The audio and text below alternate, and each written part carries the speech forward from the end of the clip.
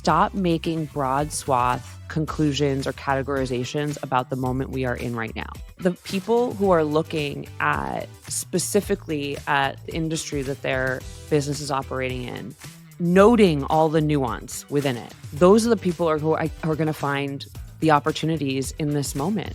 I'm Margaret Kelsey. And I'm Devin Bramhill. And this is Don't Say Content.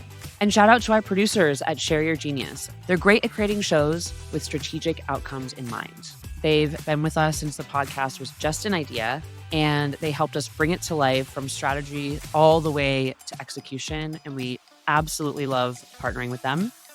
So if you, dear listeners, are thinking of launching a podcast, which you definitely should, by the way, we recommend having a conversation with our favorite people over at Share Your Genius. Now let's get into it. I was creeping on Reddit. They have like an agency subreddit, and one of the people posted, they were like, I think I effed up. And they do paid search for local real estate agents wanting to get leads, right? And they're like, I promised them this amount of money for this amount, get them the same results that can get any other realtor, regardless of the price point. And they didn't. The theme of the thread became, well, did you consider the market conditions? Because there's a bit of a freeze right now in the housing market. And right now, especially houses sell in the summer when kids are out of school because that's an appropriate time to like move an entire family. And then they drop during the school year too. Right. And like even 2021, 22, that kind of broke the seasonality because people were just buying houses no matter what and when, because a lot of them were second homes or they're moving out of cities. And so like even then the trend was a little bit different. It just made me think about these predetermined expectations or models and how there are a lot of agencies, even what I was doing with animals, where you try to scale a service that you know works, but that will always change. And so how do you adapt to both like long-term as things permanently change or more permanently change and short-term? But okay, maybe we should actually get into the episode because I jumped right in, but I'm late because I went down a rabbit hole seeing what is out there in the consulting world right now. That's where we're going to center today, is talk about our thoughtful critique about the state of marketing agencies. I would say we are talking about agencies, consulting, and freelancing because there's like kind of a thing happening that includes all of them. Yeah. And I have worked on all sides. I've been a freelancer, a consultant, an agency person and owner, and I've been and you've hired all of those people too. Yeah. And so I feel like that, and even as a consultant, I've helped my clients work with their other agencies as well because I understand that relationship really well. And so I think it's more like this is something that I feel like we give advice on or talk to our friends or clients about ad hoc, but we haven't had a like conversation about like what is going on. Yeah. And so I do feel, I agree. And I think that sometimes the conversations that I'm having with people, I'm like a little bit like, oh, I don't know if I would ever say that like publicly out loud. I have some spicy takes that we can get into. Wait, this is a little bit of a role reversal. I know. Let's lead with Margaret's spicy takes for once. I would love to be on the backseat for this. Well, okay. So my biggest spicy take is similar to how I think MarTech saturated content spaces over the last 10 years with 3 easy ways to do XYZ type of marketing that we made up. And then founders read those articles and then are like, oh, it's just 3 easy things to do this buzzword. And now we're going to do it. The same thing is happening, I see right now with agencies, the folks at those agencies talking about and saturating LinkedIn and other places with like, oh, SEO, for example, is like God's gift to marketing teams, right? Do SEO and your world is changed forever for the better. And what I'm seeing too is that founders who don't have a marketing background or haven't worked with good strategic level marketers will just gobble up this information and be like, oh, yes, that's what I need, right? So it's a little snake oily, but I'm actually having to recalibrate people's brains, founders' brains into this is what marketing is. And this is like a channel, right? And it's a good channel sometimes because of these reasons, but it's not everything to everyone. And we have to stop talking about that like it is. And I understand that it's marketing and advertising, but when it's pitched as education and not marketing and advertising for these services, I think founders can get their brains really wrapped in a pretzel. And so that is my biggest annoyance right now. Yeah. Agencies and even consultants are sort of selling the thing that they already do and Yeah. believe in. And therefore, what is it? Everything is a nail when you're a hammer. Yeah. And so they're always going to be looking through that lens, which leads me to two thoughts. One, I think the best consultants don't do anything.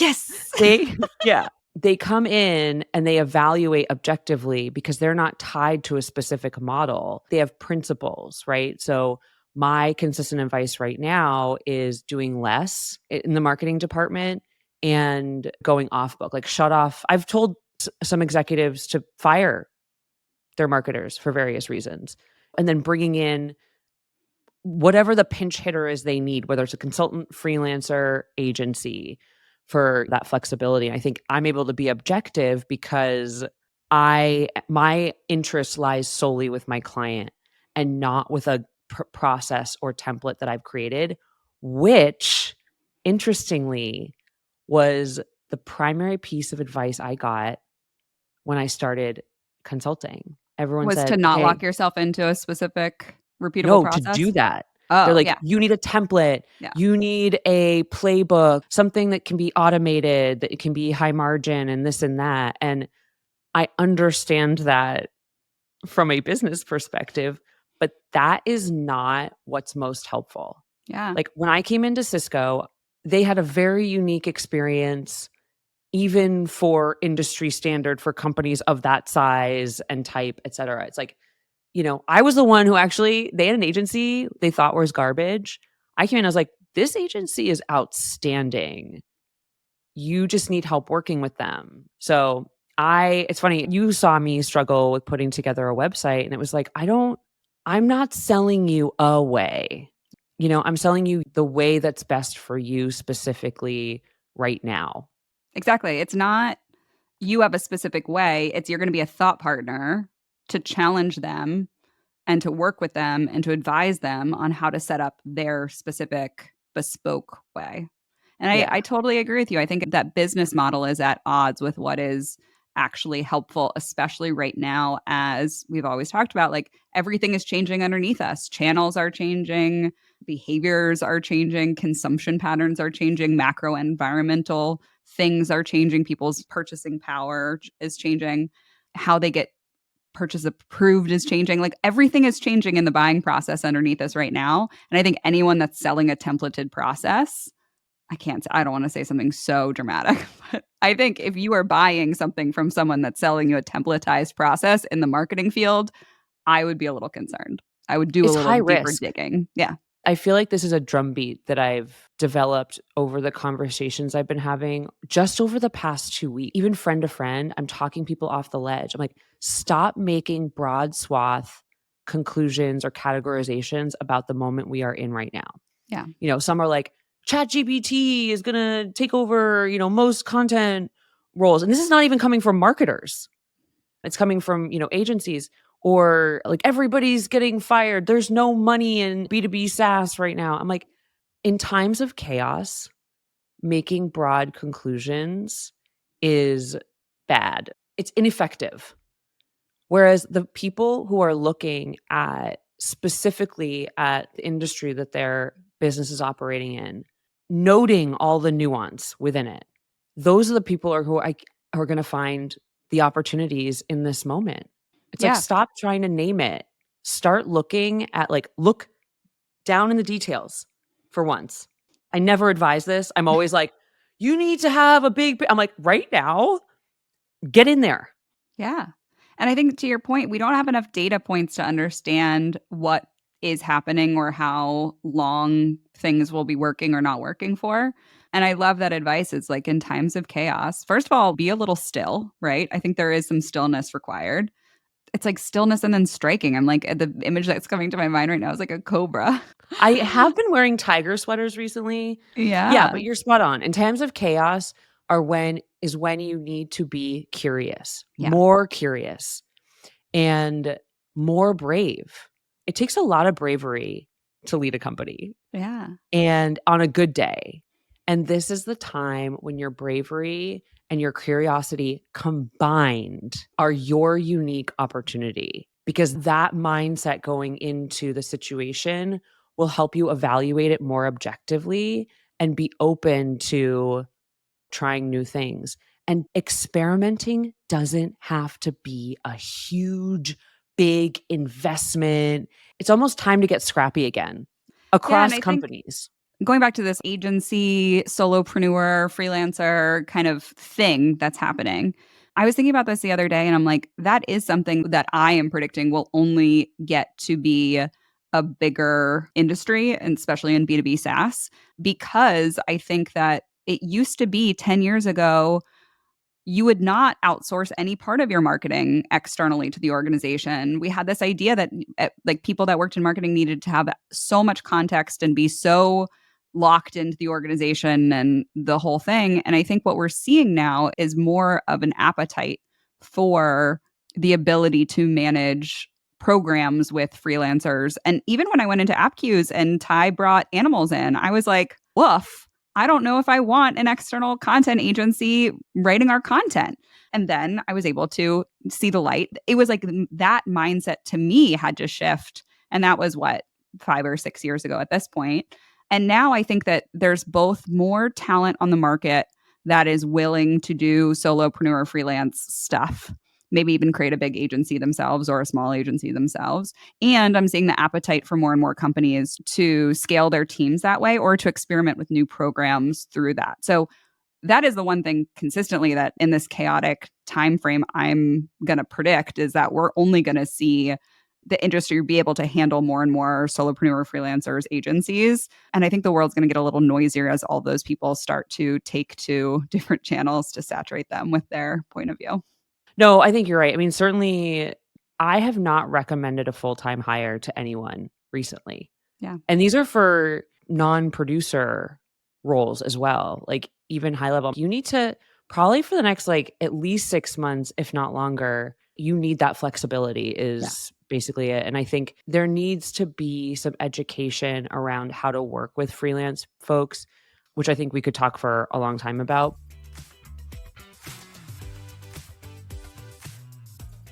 It is incredible to me how quickly trends are showing up and shifting in the past 3 years. 2021 into last year, everyone was quitting their jobs and being very publicly antagonistic about their companies. And I will say that I know more than one company recently, not animals, who have ditched their entire staff and decided to work with freelancers because of the level of entitlement coupled with very poor work. Yeah. They weren't doing, some of them weren't even doing their job. Well, this is the And it's interesting just thing too. It's like almost a little bit of like the cream rises to the top. If somebody's a high performer and willing to go off on their own and be a solopreneur, they can do great work for a couple companies, take the jobs of maybe 3 internal employees at those different companies, and then they make all that money, right? It's yeah. like a little bit of the flexibility affords everyone, right? Because then the companies get what they want, which is good work from a solid high performer, and that person can kind of scoop up a couple different jobs. All the executives that I talk to are still, I can't believe this, they are still exhausted. Their Mm. teams are not supporting them and they are getting it from all ends. They are, it's a Someone lot. go check on your executives. I know. I'm like, someone give them a hug because they are trying so hard. And they have been trying so hard, right? And Yeah. it's like this whole thing of like, I can either fire these people or we won't have a company anymore and none of you have jobs. And Yeah. I feel like there's still that kind of like breakdown and understanding. But Oh my anyhow, god, I literally said that to someone yesterday who's unfortunately having to let some folks go at the company. I'm like, if the company doesn't exist, then no one has jobs, right? It's like you have to make that call and it sucks and you're a good human being if you feel bad about making that call. like you're an They empathetic all do. They leader. feel But at the same rotten time, like you have to protect the company because that's how there are jobs. because we're now at the point where folks are having to let go of A players too. And I think that's really hard. Yeah. Brilliant statement of the day, folks. That is hard. But A Um, players should go and build solopreneur careers and then just sweep up. but here's the thing. This is what I've been telling every agency, every marketing freelancer, or even full-time employee recently. I'm like, whatever you think about this, you need to speak with understanding of your leader's current challenges. Yeah. And your leader's current challenges are they are not bringing on enough customers and revenue, which means they need more leads, more deals in the pipeline. And if you are not demonstrating that you understand that problem and coming up with creative, cost effective solutions, there are still people asking, saying, like, I can only do that with more money. Like, I need more money for that. I'm like, that you and I have done a lot with pretty much no budget throughout our careers. And so I think we 3 understand that doll hairs for that the is not entirety true. of the career. And then if you were a marketer worth your salt, you would apply your creative brain to solve these problems on the budget that you have. Because not only will that be fun and exciting for you, but you're going to start getting real good Yeah. because you won't be leaning on the same playbooks and trying to apply them. I actually had someone ping me on LinkedIn the other day, and he was like, Devin, all these leaders I'm talking to, their marketers are only talking about activities and they don't know how to report on them. That is still a thing. Yeah. Guess who's not, though? Freelancers, consultants, agencies, because they have to report on Business results value. in Yeah. order to keep you as a customer. It feels very easy right now to stand out if you're good because there's still, I would say it isn't just talent that flooded the market. There are folks that I don't recommend because of their resistance to be open. They just are very rigid about their thinking and the way they operate. I'm like, Yeah.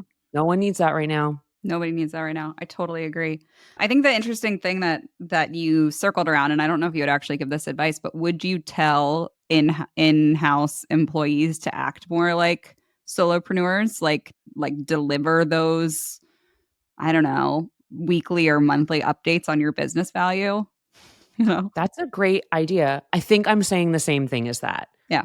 So I'm saying act like your boss. And so it's a similar idea because your boss is worried about higher level things. And the other thing I'm saying is stop pointing out problems. If you have discovered a problem and you have a solution, pitch it. And pitching includes zero attitude. It includes making a business case.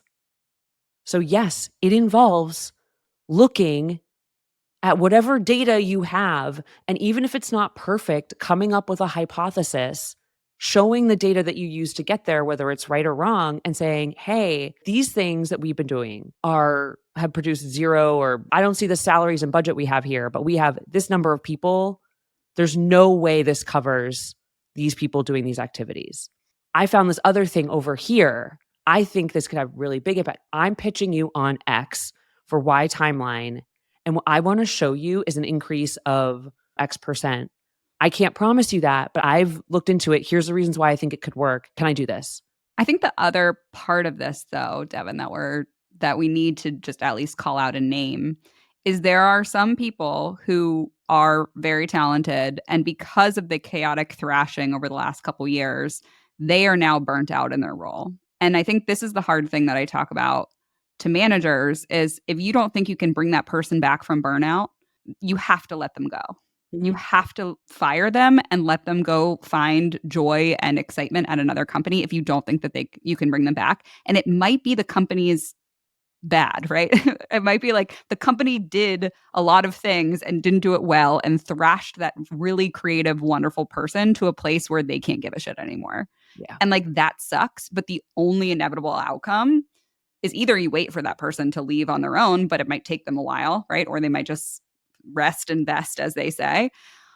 Or you have to let them go so you can get folks in there like you're talking about, folks who are energetic enough to lean in to come up with creative solutions.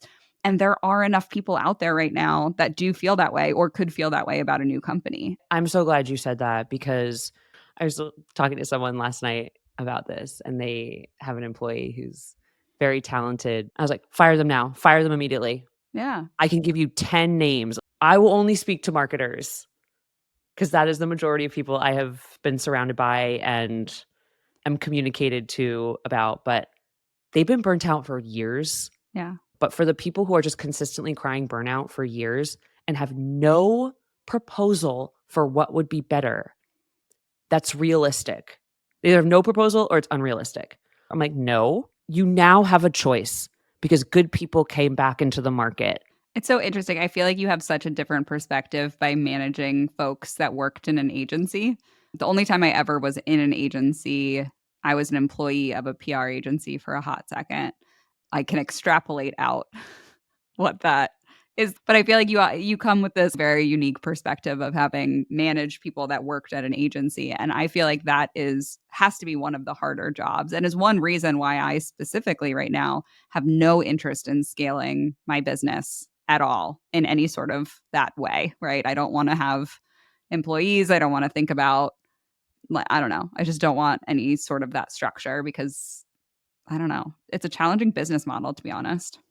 Yeah, I mean, so my perspective is not just my own. When I was running animals, I thought it was unique to us.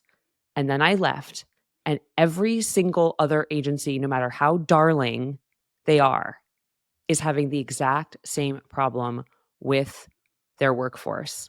I didn't have to look for a pattern. It's just people are saying the exact words to me. I think consulting is where it's at right now. I think it's going to be really hard for company like executives because it's hard to find good ones. And I've encountered some bad advice. Yeah. I think executives talk to your friends and get recommendations because it is really hard to determine whether an agency is good or not unless you have like proof. But we're jumping to the fact that like a founder or an executive already knows what type of agency to employ or to look for. And I think that's the thing that we were talking about. You have to even figure out what you need, right? And if you go just agency shopping, you're going to get really amazing sales pitches and promises that like this thing that the agency does will change the course of your business. And it might not be that that's actually what your business needs. You're so right. And this is why like I want to be an agent for their talent. You and I have talked about this before on the Oh, yeah. hiring side. Yeah. But I mean it on the outsource side. I just want to go in and be like, "Listen, you only need to do this thing right now, or you need help in this area. You can stop spending money over here or spend less money over here," and then help them run that relationship. Because you do have to look at them in the beginning as a new employee. You have to set expectations. You have to give them objectives. You have to work with them on timeline, hold them to it. Oh my God, give them so much access and alignment and over communicate goals and anything that's changing within your company or anything that they need to be focused on. Yep, Yeah. exactly. And hold them to those expectations and communicate. I think I've told this story before, but when I was at Help Scout and we hired a PR agency, it was my first time working with outsourced help. Actually, we worked with animals then too, which is crazy. And I was having all these issues with the PR agency. So I complained to my boss, the CMO. So stupid. And he was like, And why aren't you managing the PR agency better? no, I made this, I was like, they're this and that. It was Sunit, who I love. I made this list of how incompetent they were. And he said, did you share any of that with them? Shut me right the fuck up. I was You're like, oh, I should go have that conversation with them. So true, though. I was talking the other day with somebody who was like, oh, and then we'll hire in this agency and they'll set strategy. And I was like, oh, no, no, no, no, no. Do not let an agency set strategy. Like you will set the strategy and then hire on the best agency to execute on your strategy. You cannot let them run wild and just do whatever they want willy-nilly because no. oftentimes they'll deliver you strategy that's also not a strategy. So I'm like, it was like alarm bells went off in my brain. I almost like jumped through the screen. I was like, please don't hire on an agency and then let them set strategy. If I could playbook anything, I would say, I want to work with you for 3 months. I'm going to figure out what you need. I'm going to find you the right partner. I'm going to set you up for success on both sides. I'm going to be Yeah. your little whisperer, get things rolling, and then I'm going to leave. Like, you guys go off. I think that would be my dream scenario because I know so many talented people, consultants, freelancers, agencies, whoever. Yeah. The biggest problem is always how to structure that relationship because imagine you're a product founder and you have a tiny budget, you need some kind of marketing program. Not only are you probably lost on who to hire, but like you don't know how to manage them either. Yeah. And they're probably going to fail. And it's like it's everyone's fault, nobody's fault kind of thing, you Yeah. know? And it does take time to build trust with an agency. You kind of need that objective party in the middle because on the agency side and the consulting side, I think the benefit that I've seen from being a consultant versus representing an agency is I work with people who I either know or have been recommended by someone I know really well and who they really trust. Yeah. So they trust me a little bit more inherently. And so I'm able to kind of like Level help set. yeah. Yeah. Yeah, and it's more productive faster, and I think agencies really struggle because they have this model for how they manage clients and how they execute, and look, we did too, so I'm not saying we were above that, and it's like, that sometimes gets in your way. Yeah. Yeah, the repeatability gets in your way. Okay, y'all, that's a wrap. Thank you, as always, for listening. We'll be back next week, and just remember, you're doing great. You're doing great. 30% of you are doing great. The rest, you got to get your shit together. Come on. You know which side you're on this week. You know. You know. See you next week. Bye. Bye. I want to know when it's going to be peak leaf peeping season. This is Margaret's basic. This is how she shows up basic. I'm so basic. I'm wearing my fall sweater. I got this sweater at a vintage store over the weekend in Williamsburg. I thought for a second that it was Christmas themed, and I was like, little early, but I'll take it. No, it's a me speaking to the microphone. It's a Kelly green sweatshirt. I think it was actually made for a child, but it fits me perfectly with Child's extra large. Looney Tunes on it. It's oh shoot. I've got my Sylvester? handmade mug from the Catskills, and I'm sipping a little espresso on this nice fall day. I'm so basic. Yeah, I'm wearing Sylvester and Speedy Gonzalez sweatshirt, probably made from a child 10 years ago, bought secondhand.